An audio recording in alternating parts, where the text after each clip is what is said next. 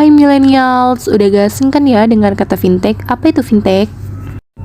Fintech atau disebut juga sebagai financial technology. Di beberapa tahun ini lagi naik daun ya istilah fintech.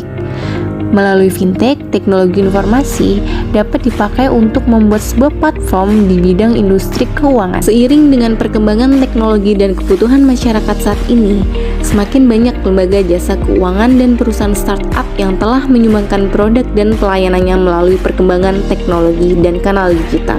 Dengan memanfaatkan teknologi tersebut, diharapkan produk dan jasa layanan dapat memberikan manfaat dan kemudahan bagi masyarakat. Awal mula vintage dan sejarah. Vintage berawal pada tahun 1866 saat kabel telegraf transatlantik pertama kali dipasang. 5 tahun setelahnya, pada tahun 1918, muncul sistem pengiriman uang elektronik bernama Freight Wire. Perkembangan vintage mulai dikenal masyarakat ditandai dengan munculnya anjungan tunai mandiri atau ATM pada tahun 1967. Perkembangan vintage juga ditandai dengan perkembangan internet dan komputer. Sejak krisis ekonomi tahun 2008, banyak orang yang tidak percaya pada perbankan tradisional. Celah ini dimanfaatkan oleh banyak orang untuk menciptakan startup. Pada tahun 2009 juga muncul Bitcoin sebagai alternatif investasi. Era ini juga didorong oleh munculnya ponsel pintar yang memungkinkan penggunaan mobile banking. Berikut ini adalah beberapa jenis fintech yang hadir dan sangat berkembang di Indonesia. Pertama ada P2P lending. P2P atau peer-to-peer lending adalah merupakan fintech peminjaman uang atau biasa dikenal sebagai pinjaman online ataupun pinjol. Pada jenis ini, fintech menghadirkan suatu platform yang menghubungkan antara lenders atau pemberi pinjaman dan borrowing atau penerima pinjaman. Kemudahan serta kecepatan dalam pencairan dana membuat jenis fintech ini sangat populer di Indonesia. Bayangkan saja, hanya dalam hitungan menit dana segar bisa didapatkan dengan syarat yang mudah. Kedua, ada microfinancing. Microfinancing adalah salah satu layanan fintech yang menyediakan layanan keuangan bagi masyarakat kelas menengah ke bawah yang terkendala oleh sistem perbankan. Fintech jenis ini akan menjembatani antara masyarakat yang membutuhkan dana dan investor secara digital. Dana tersebut bisa digunakan sebagai modal usaha maupun untuk mencukupi kebutuhan sehari-hari. Ketiga, ada digital payment system. Fintech jenis ini menyediakan platform layanan pembayaran secara digital tanpa melalui perantara bank. Contohnya tagihan listrik, pembelian pulsa, pembelian barang secara online, dompet digital, dan payment gateway.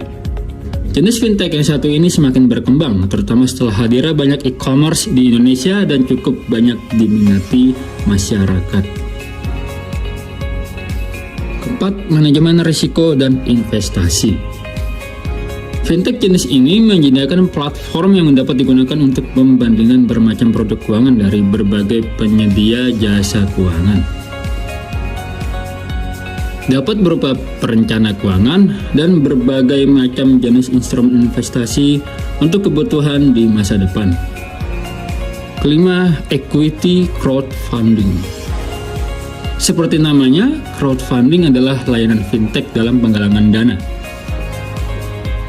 Nantinya dana tersebut bisa didonasikan kepada sebuah organisasi sosial ataupun diinvestasikan kepada sebuah bisnis. Fintech jenis ini cukup mirip dengan P2P lending. Bedanya dalam crowdfunding, investor diposisikan sebagai pemilik usaha. Banyak hal yang terkait dengan fintech. Salah satu contohnya adalah metode pembayaran yang sering kita temui dalam kehidupan kita sehari-hari. Apa itu? Yaitu kita menggunakan alat komunikasi kita atau handphone atau iPad dan sebagainya dengan melakukan transaksi pembayaran ke pihak kedua melalui pihak ketiga. Apa sih pihak ketiga itu? Adalah aplikasi seperti Dana, Kris, ShopeePay, dan lain sebagainya. Dan bahkan saat ini juga sudah banyak aplikasi-aplikasi keuangan lainnya untuk kita berinvestasi secara online dan melakukan transaksi mata uang digital. Investasi global telah mencapai hampir 100 miliar dolar sejak 2010. Di China dan di India, lebih dari 50% konsumen menggunakan alat seperti transfer uang dan layanan pinjaman online serta perencanaan keuangan. Seperti yang kita ketahui, di Indonesia pun juga sudah seperti ini ya. Beberapa bisnis juga didasarkan pada penggunaan uang tunai yang beradaptasi dengan perubahan. Sistem penjualan yang dilakukan secara online atau menggunakan beberapa platform e-commerce. Bahkan untuk melakukan pembayaran tagihan seperti pulsa, listrik, dan sebagainya sudah dapat dilakukan menggunakan transfer elektronik. Munculnya platform pembayaran peer-to-peer atau P2P dengan penjelasan bahwa pembayaran dilakukan tanpa melalui bank atau menggunakan uang tunai. Ada beberapa manfaat fintech, di antara lainnya 1. Meningkatkan inklusi keuangan. 2. Membantu pembisnis mendapatkan modal usaha. 3. Memberi kemudahan layanan finansial. 4. Menambah referensi pinjaman dengan bunga rendah. 5. Mendukung taraf hidup masyarakat lebih baik. 6. Menghemat biaya operasional. Dan yang terakhir, fleksibilitas aktivitas keuangan. Fintech memang kian diminati oleh banyak orang lantaran kemudahannya. Misalnya memantau informasi keuangan sekaligus melakukan banyak transaksi setiap saat.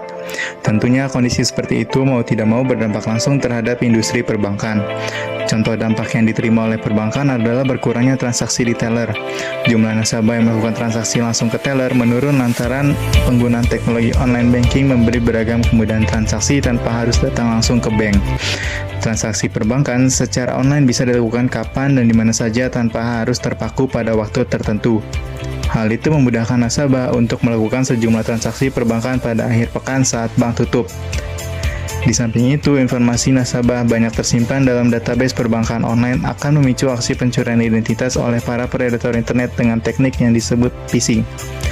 Nah, untuk mencegah hal itu, bank pun wajib mengikatkan fitur keamanannya. Fintech telah berkembang pesat di seluruh dunia selama dekade tahun terakhir. Laporan dari Financial Stability Board atau FSB, industri fintech mencapai nilai investasi sebesar 111 miliar dolar pada tahun 2018 dan diharapkan tumbuh menjadi 310 miliar dolar pada tahun 2022.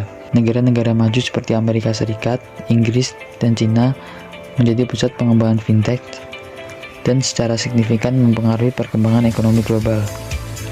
Sedangkan di Indonesia, perkembangan fintech mampu meningkatkan produk domestik bruto atau PDB sebesar 25,97 triliun rupiah, baik secara langsung maupun tidak langsung. Selain itu, konsumsi rumah tangga mampu meningkat hingga 8,94 triliun rupiah. Kedua hal tersebut menunjukkan keberadaan fintech telah mampu meningkatkan perekonomian Indonesia secara makro.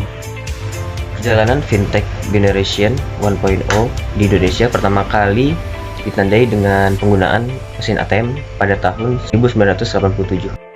Fintech Generation 2.0, bank-bank di Indonesia mulai bermigrasi menjadi sistem clearing otomatis lokal pada 1990 dan berlanjut ke sistem clearing elektronik sejak 1998. Perusahaan fintech di Indonesia mulai tumbuh di tahun 2006 dan ini menjadi penanda masuknya Indonesia pada Fintech Generation 3.0. Pada era 4.0, kepercayaan masyarakat pada startup fintech ini semakin tinggi. Dirinya Asosiasi Fintech Indonesia. OJK kemudian menerbitkan peraturan yang mengatur tentang jasa fintech. Hingga Januari 2023, jumlah fintech yang resmi berizin dan terdaftar di OJK adalah 102 perusahaan. Peran dari generasi milenial memberikan pengaruh pada perkembangan fintech. Dikarenakan generasi milenial merupakan suatu generasi yang melek akan teknologi. Peran dari generasi milenial memberikan pengaruh pada perkembangan fintech, karena generasi milenial merupakan suatu generasi yang melek akan teknologi. Tanpa dipungkiri, penyebaran teknologi seperti gadget atau ponsel pintar di tengah kalangan generasi milenial sangat menjamur dan bertumbuh sangat pesat. Penggunaan fintech bagi kalangan milenial merupakan suatu alternatif untuk memudahkan setiap kegiatan keuangan mereka. baik itu untuk transfer antar bank, beli barang-barang, dan melakukan transaksi pembayaran dengan mudah dan cepat.